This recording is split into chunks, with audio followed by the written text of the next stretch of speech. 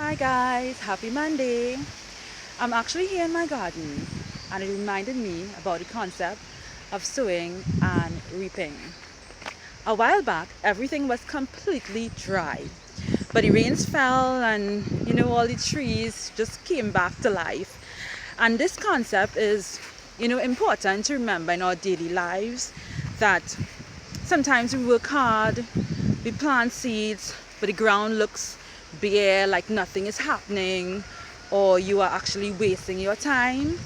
But actually, it's important to know that once you have patience, keep working on your dreams, keep planting those seeds in the right time, in the right season. All it takes is a little bit of rain. All it takes is the right season, the right time, and things will fall into place. So I just want to encourage you, whatever may be taking place in your life, keep planting those seeds. Sooner or later, you will reap a wonderful harvest. So I would like to take you on a little tour of my garden. And if you're ever in Trinidad and Tobago, please feel free to stop by and I'll give you a personal tour, as well as you can eat as many fruits as you want. Thank you. Come with me as I give you a tour of my garden. First up, mangoes. They are full and they are just dropping off. Of course, lovely coconuts. They are now starting to bear as well. And that's of course breadfruits. This is soursop. It's one of my favorite drinks.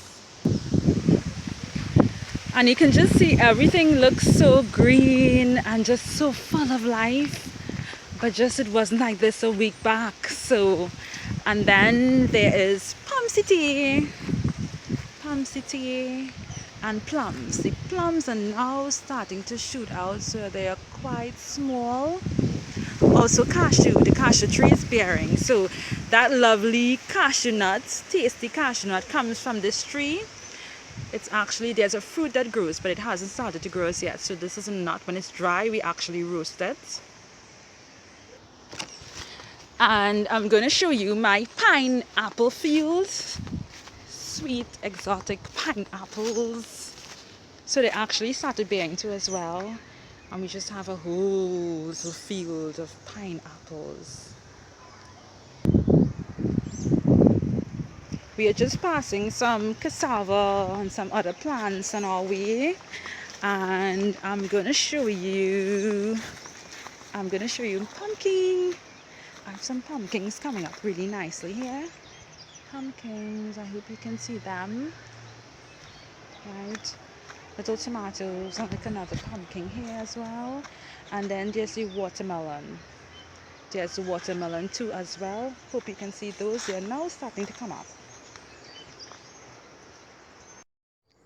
Juicy watermelon, which is my favorite on those hot days. Looks like we have another pumpkin as well.